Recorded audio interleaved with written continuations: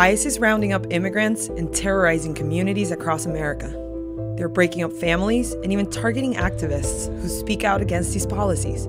Here are just a handful of these nightmarish stories. Right now, a 10-year-old undocumented girl with cerebral palsy is fighting for her life in a Texas detention center. Late Tuesday night, Rosa Maria Hernandez was being rushed to a hospital in Corpus Christi, Texas, for emergency gallbladder surgery. The agents stood outside her hospital room the entire time, and then they took her into U.S. Customs and Border Protection custody. Immigrant rights activist Ravi Ragbir was being taken into custody by ICE in New York City when he fainted. Ragbir's wife accompanied him as he was taken to the hospital. ICE officials took the couple to one hospital, ditched Ragbir's wife there alone, and sped off with her husband to another hospital. After being taken to 2 different detention centers, he ended up at Crome Detention Center in Florida the same day to await deportation. Jesus Baroness has been ordered to surrender to immigration officials today. His 5-year-old son is battling leukemia, and his wife is 5 months pregnant. Saeed Ahmed Jamal is a chemistry teacher who has lived in the U.S. for more than 30 years. He was getting ready to take his daughter to school when he was stopped and detained by ICE agents, who took him away in handcuffs.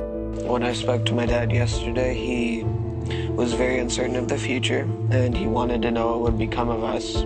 Lucas Neese was arrested last week by Immigration and Customs Enforcement agents. The 43-year-old immigrated to the U.S. from Poland when he was just 5 years old. ICE agents are also stopping worshipers as they go to church and interrogating them about their immigration status. And the abuse gets even worse. Sexual abuse spanning months at a federal immigration facility in Taylor. At least 3 women have reported guards sexually assaulted them at the T. Don Hutto Residential Center. We learned tonight a Seattle lawyer working for U.S. Immigration and Customs Enforcement, or ICE, is now accused of stealing immigrants' identities. ICE has only been around since 2003, and the George W. Bush and Barack Obama administrations set the precedents for Trump by deporting millions of people during their terms. But under Trump, the agency appears to have free rein. They're targeting anyone and everyone. Washington Post reports that after Trump took office, arrests by immigration and customs enforcement officers surged 40%. And ICE's power is only expanding as they look into the alarming possibility of joining the intelligence community.